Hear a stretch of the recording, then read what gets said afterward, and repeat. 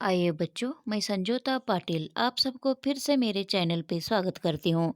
बच्चों, आज हम 7वीं कक्षा का पाठ्यपुस्तक वसंत भाग 2 में से पाठ 5 मिठाई वाला इस पाठ को हम पढ़ने जा रहे हैं। तो बच्चों, इस पाठ को पढ़ने से पहले मैं आप सबको मिठाई वाला कौन है, इस पाठ के अंतर्गत इस पाठ का सारांश क्या है, इसके बारे में मैं थोड़ा जानकारी आप सभी लोगों को देना चाहती हूँ कि यहाँ पर इस पाठ के अंतर्गत लेखक जो है वो हमें क्या दर्शाना चाहते हैं और क्या कहना चाहते हैं, ये हम लोग पहले देखते हैं और बाद में हम लोग अपना पाठ को शुरू करते हैं। आज आप सभी लोग इस पाठ का सारांश क्या है वो मैं थोड़ा संक्षिप्त रूप में आप सबको बताने के लिए जा रही हूँ, तो आप सभी लोग सुन लीजिए। पाठ का सारांश। यह कहानी भगवती प्रसाद वाजपेयी, जिसमें कहानीकार ने एक पिता का बच्चों के प्रति प्रेम भाव को दर्शाया है। किस तरह से एक पिता अपने बच्चों को खोने के बाद अन्य बच्चों में उस खुशी की तलाश करता है। बच्चों, हमें ये देखना है इस कहानी के अंतर्गत कि एक पिता जो है वो अपने बच्चों को खो दिया है, तो उस बच्चों को खोने के बाद उसके मन ही मन में विरह वेदना से वो तड़प रहा है। तो इस विरह वेदना को भुलाने के लिए वो क्या करता है, अन्य बच्चों के प्रति अपने प्रेम भावना को इधर व्यक्त करता है। तो वही है बच्चों मिठाई वाला, जो अपने बच्चों को खो लिया है। उसके पास तो जमीन जायदाद बहुत कुछ होते हुए भी वो कुछ भी कमी नहीं था, लेकिन फिर भी उसके बच्चे जो है उसके बच्चे को खो दिया है वो। इसलिए यहाँ पर क्या करता है कि दूसरों के बच्चों को, अन्य बच्चों को वो अपने बच्चे के जैसा वो प्यार देना चाहता है, उसमें ही अपना एक खुशी को महसूस इधर कर रहा है बच्चों। तो आगे चलिए। पाठ का सारांश। नन्हे नन्हे बच्चों से पैसे लेकर तथा उन्हें खिलौने दे वह फिर वहां से गीत गाता हुआ चल पड़ता है। राम विजय बहादुर के बच्चे चुन्नू मुन्नू भी एक दिन खिलौने लेकर आए। उनकी माँ रोहिणी इतनी सुंदर और सस्ते खिलौने देखकर सोचने लगी कि वह इतने सस्ते खिलौने कैसे देकर गया। तो बच्चों, यहाँ पर रोहिणी जो है वो भी ऐसे ही सोचती है कि इतने सस्ते में खिलौने देकर वो जाता है, कि इतने सस्ते में क्यों खिलौने देता है, क्योंकि उसका भाव भाव जो है वो बाजार में अगर हम लोग लाने के लिए गए तो उसका भाव तो बहुत ज़्यादा होता है।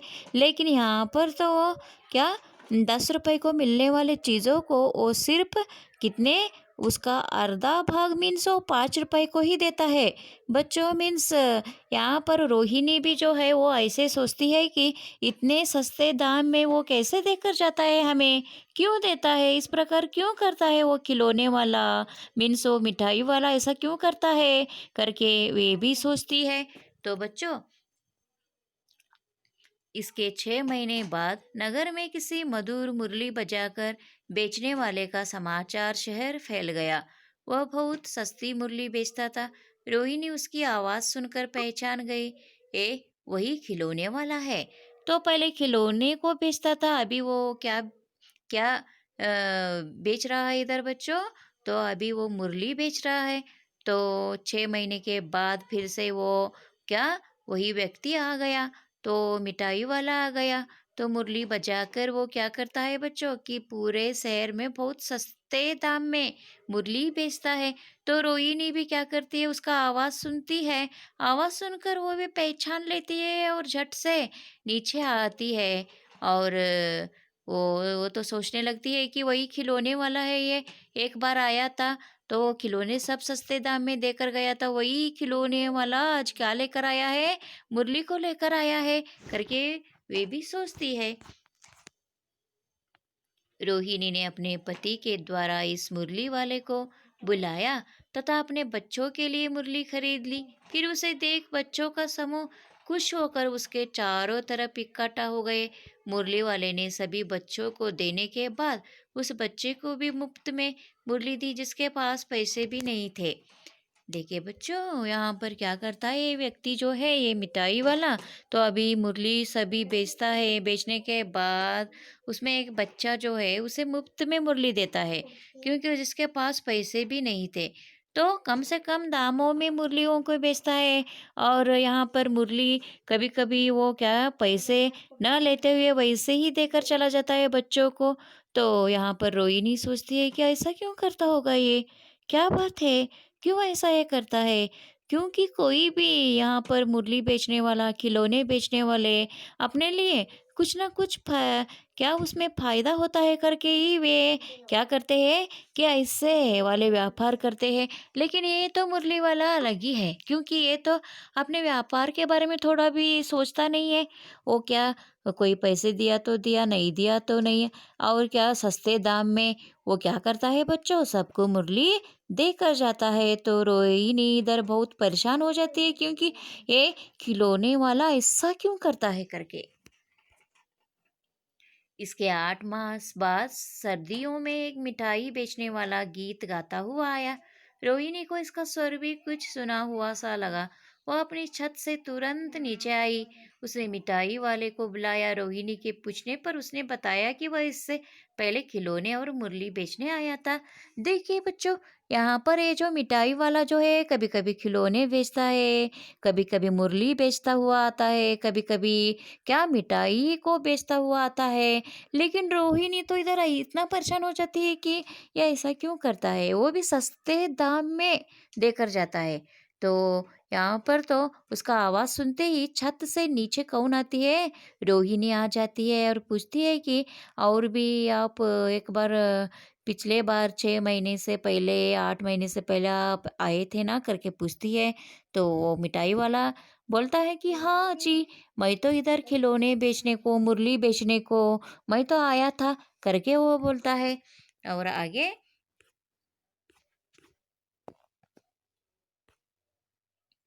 रोहिणी ने उससे पूछा कि वह इतनी सस्ती चीजें क्यों बेचता है। मिठाई वाले ने बताया कि वह एक नगर का अमीर आदमी था।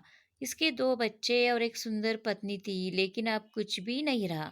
बच्चों, यहाँ पर तो क्या होता है कि ये जो हमारा क्या कहा जाता है, तकदीर या नसीब कहा जाता है ना, वो कैसे कहाँ जाकर कैसे बदलता है पता ही नहीं चलता है। ये मिठाई बेचने वाला जो है ना, ये बहुत एक नगर का एक अमीर व्यक्ति था बच्चों। तो अमीर व्यक्ति था, तो उसकी एक सुंदर पत्नी थी, उसके 2 बच्चे भी थे, लेकिन आज वो सभी खो दिया है। वो खो दिया है, इसलिए वो अपने विरह वेदना, अपने दुख को बिसरने के लिए वो क्या करता है बच्चों, तो ऐसा काम भी वो करता है। उसके पास तो बहुत सारा जमीन जायदाद है, संपत्ति है, पैसे है। तो उसे किस तरह वो खर्च करने वाला है ही वो अकेला, सब कुछ खोकर। तो इसलिए वो क्या करता है बच्चों, ऐसे-ऐसे वो सस्ते दाम में सभी खिलौने को और मिठाइयों को, कभी-कभी मुरली को देकर चला जाता है। वो अपनी पुरानी बातें याद करके फूट-फूट कर रोने लगा। उसने बताया कि वह इनकी बच्चों में अपने बच्चों की झलक देखने के लिए सामान बेचता फिरता है। वह रोहिणी के बच्चों चुन्नू-मुन्नू को कागज की पुड़िया में मिठाई बिना पैसे लिए ही देकर गीत गाता चला दिया। तो बच्चों, यहाँ पर क्या करता है वो मिठाई वाला, फूट फूट कर रोने लगा, क्योंकि वो सब पुरानी बातें उसकी याद आने लगी। तो उसके बच्चे, उसके पत्नी, सब कुछ याद आने लगी। अक्सर उसके जीवन में क्या हुआ है बच्चों, कुछ तो ऐसा एक एक्सीडेंट कहा जाता है, वैसा एक एक्सीडेंट हो चुका है।